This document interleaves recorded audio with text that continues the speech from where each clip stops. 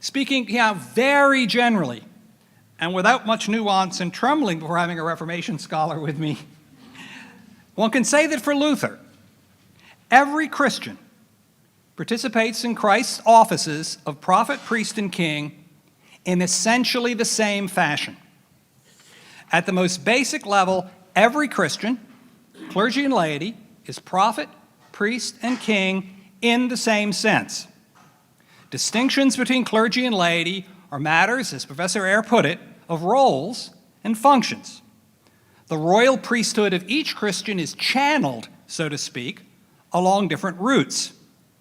For the good order of the church, somebody has to be called to the formation and study needed to preach.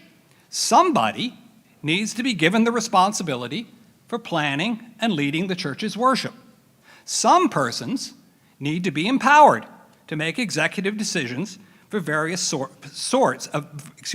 need to be empowered to make executive decisions of various sorts for the community. You're going to run things. Somebody has to be prepared to preach on Sunday morning, or you'll end up sometimes with 8 people and sometimes with nobody. You've got to be organized. This channeling, however, does not alter the fundamental identity of the way each Christian participates in Christ as prophet, priest, and king, according to Luther. This idea, adopted in various ways by most Protestants, with perhaps the clear exception of the Anglicans, goes under the general label in English, the priesthood of all believers. Generally, this threefold office gets shrunk to royal priesthood and then just priesthood.